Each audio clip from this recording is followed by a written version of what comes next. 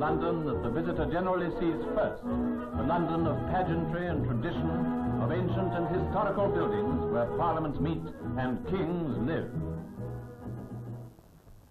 Most visitors miss the greater pageant of workaday London, the world's largest city, the commercial and financial heart of a mighty empire, and in itself a great industrial area. Covering tremendous distances, a series of cities within a city. Its nerve centre, the City of London. Encircling the city is the County of London, an area governed by the London County Council. Finally, the wide boundaries of Greater London extending into the counties of Middlesex, Hertfordshire, and Essex in the north and the east, of Surrey and Kent in the south and southeast. The chain that binds these many areas together and makes them one big city is transport. London's vast network of buses, trains and trams carrying the people who sleep in one city to their work or play in another.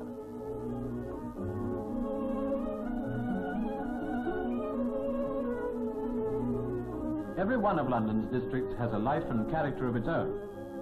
The quiet of residential Blackheath, with its trees, its open spaces and its fine old houses, contrasts strikingly with West Middlesex, 20 miles away. Still in London, this is one of England's largest industrial areas. Thousands of workers travel to its factories from all parts of London. 100 jobs are done in this factory belt. 250,000 people work in London's engineering industry alone. Representative of these, Jack Kentish operates a 4-table radial drilling machine in a large electrical engineering factory at Acton. For 22 years he has worked in this factory, travelling by tube and bus from Camden Town in North London every day.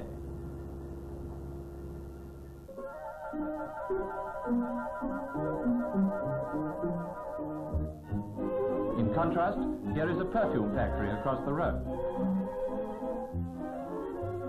More than half the girls employed in this factory cycle to work. Clara Martin, for instance, comes from Hounslow, 5 miles away. At Hayes, 10 miles away, is the largest gramophone factory in Britain.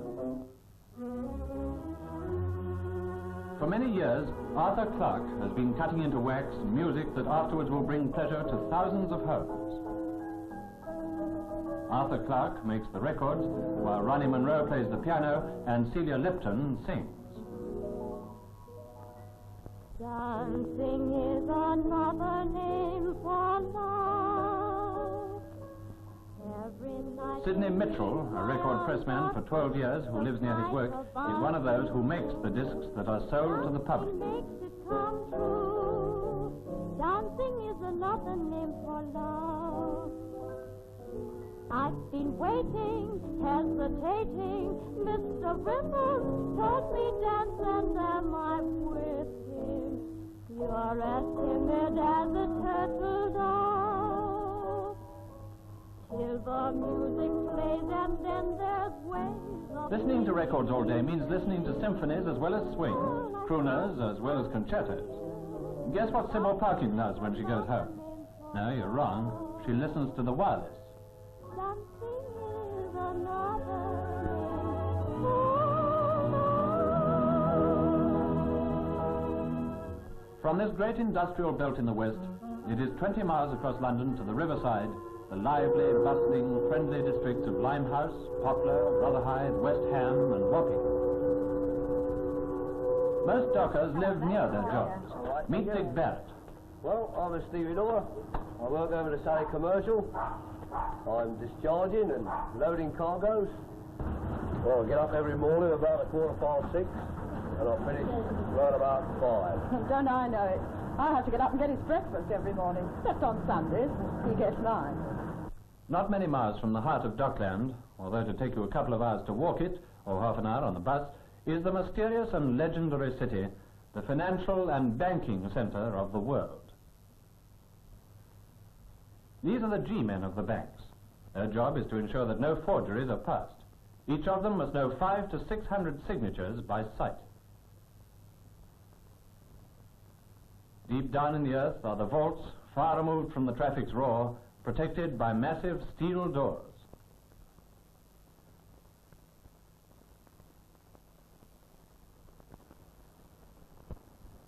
Mr. Evans, chief cashier at Lloyd's Bank in Lombard Street, has been with the bank for 40 years.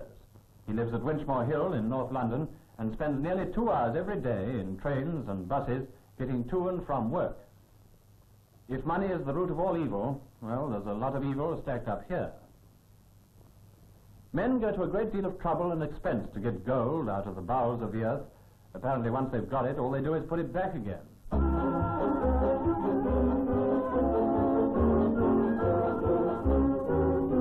From gold that is all glitter to glitter that is not altogether gold. 10 minutes by 2 brings you to the playground of millions, London's West End. In London's entertainment industry, thousands of actors, musicians and chorus girls earn their living. Keep your eye on Connie, the girl in the center. She may be a star one day.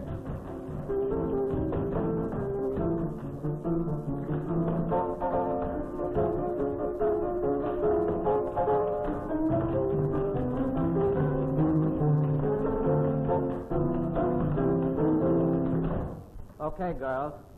Oh, Connie, what we need here is that routine we worked out yesterday. Okay, Mr. Heisman. Outside, the streets of London are crowded. An endless stream of people surging into the center and out again. Housewives from the outer suburbs up for a day's shopping. Clerks carrying messages from one district to another. Office workers hurrying in and out of restaurants. Students for the British Museum. All going about their business or watching other people going about theirs. All of them depend on transport to get them to their jobs, their homes and their pleasures. The Underground Railway alone, extending over the whole London area, carries 1.25 million passengers every day. The whole underground system is controlled from this key point somewhere in London. The controllers are in direct contact with every station, depot and signal cabin. In the depots, the yardmasters regiment the train. Number 11, 13 road, roll down, please. Train number 11, 13 road, roll down, please. What time we do out? 52. Blimey, see about going. We're non-stop Holloway Road and Covent Garden. Righto. Don't be hanging about. I'm going to pictures tonight. What are you, taking her out again?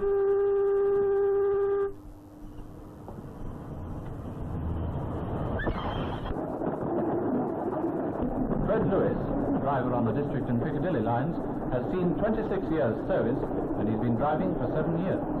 His present run is from Cockfosters in the north to Hounslow in the west, a 68-minute run.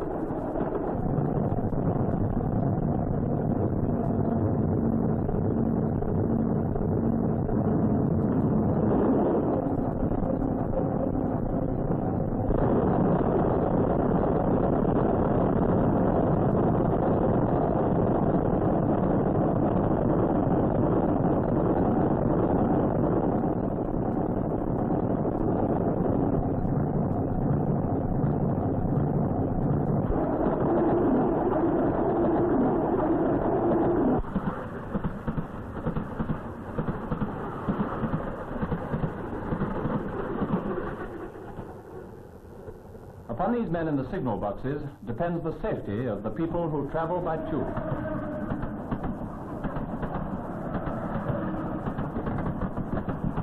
The evening rush hour is nearing its peak.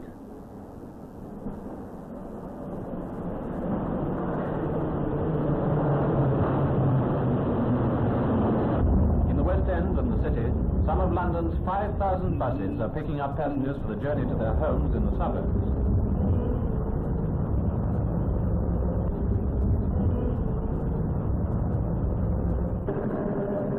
On the embankment, the trams are taking the office workers back to outer London. For many Londoners, the working day is nearly over. The city streets have quietened. Along the Thames, the cranes stand silent, silhouetted against the sky. But in London's West End, the evening's pleasure begins. Couples keep appointments by the numbered lights of Piccadilly Circus tube station. He's there on time, of course, but she'll be just as late coming by tube as if she travelled by stagecoach.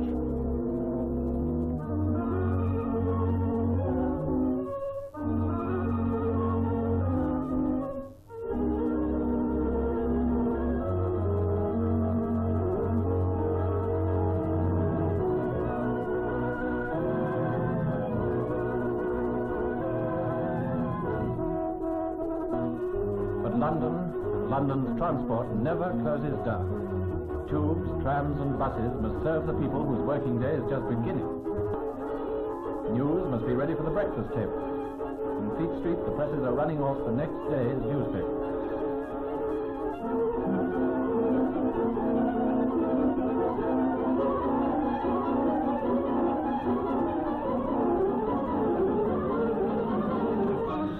Trams and buses are coming in relays into the depots for washing and cleaning. London must be fed, and in the early hours of the morning, market workers are busy ensuring the distribution of foodstuffs. As the night workers finish, the day workers set out for shops, offices and factories on the wheels of modern transport. Night and day, the life of the cities that are London never ceases.